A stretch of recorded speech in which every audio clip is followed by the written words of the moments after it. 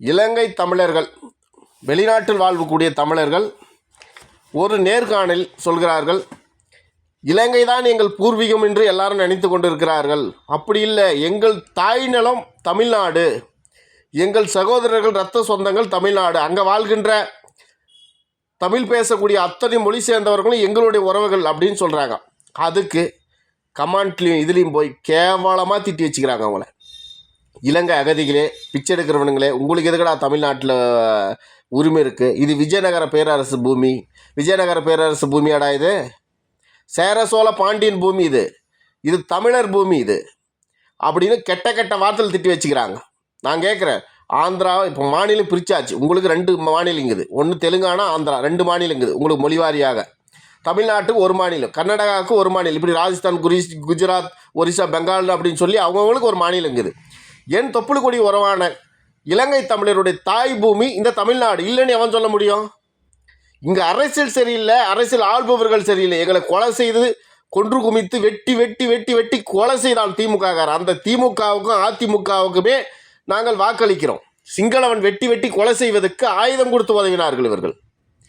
அப்படியேப்பட்டோடு இங்கே வாக்களிச்சுன்னு அரசியல் புனிதல் இல்லாமல் தமிழ்நாட்டு மக்கள் இருப்பதனால், கேவடு கட்டு வாழ்வதனால் இவர்கள் இவ்வளோ கேவலம். நான் போய் ஆந்திராக்காரனை சொல்ல முடியுமா? வெளிநாட்டில் வாழ்கின்ற தெலுங்கு பேசக்கூடிய மக்கள் ஆந்திராக்குள்ளே வரக்கூடாது, உனக்கு ஆந்திராக்கு என்னடா சம்மந்தம், நான் பேசிட முடியுமா?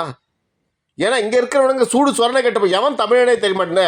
இந்த தேவர் சமூகம் எதுக்காக வாழுதுனே தெரில. இந்த வெள்ளாள கவுண்டர் முதலியாருக்கு பிள்ளை எதுக்காக வாழுதுன்னு தெரில. வன்னியர் எதுக்காக வாழ்கிறான்னு தெரில. பறையன் எதுக்காக வாழ்கிறான்னு தெரில. தேவர், முக்கோலத்தவர் என்ன பிரயோஜனம் தெரில. முத்தரையர் ஒரு மண்ணாங்கட்டி புரியல. எதுக்காக வாழ்கிறனே தெரியாத ஒரு வாழ்க்கை வாழ்ந்துட்டு இருக்குங்க இதுங்க. எல்லாரும் கேட்பணும், ஏன்டா இப்படி சொல்கிறீங்க? இலங்கை தமிழர்கள் என்னுடைய தொப்புள் கொடி உறவு, எங்கள் உறவு தானடான்னு. வைகோ மாதிரி ஒரு சைக்கோவை எவனையும் பார்க்கல. இந்தியாவுடைய உளவுத்துறையாக போய் புலிகள்கிட்ட போய் எங்கெங்கே என்னென்ன பண்ணுக்கிறாங்கன்னெல்லாம் செய்தி எட்டுன்னு வந்து இங்கே வந்து உளவுத்துறைக்கிட்ட சொன்னவன். அவன் புலிகளை ஏமாந்தது, புலிகளை வைகோ ஏமாத்தினார். இன்னும் பல திருமாவளவன் ஏமாத்தினார்.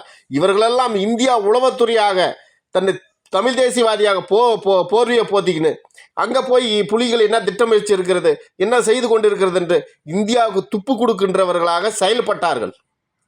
இன்னும் நாங்கள் ஏமாறணுமா? எங்களை அழித்து ஒழித்ததே நீங்கள் தானடா.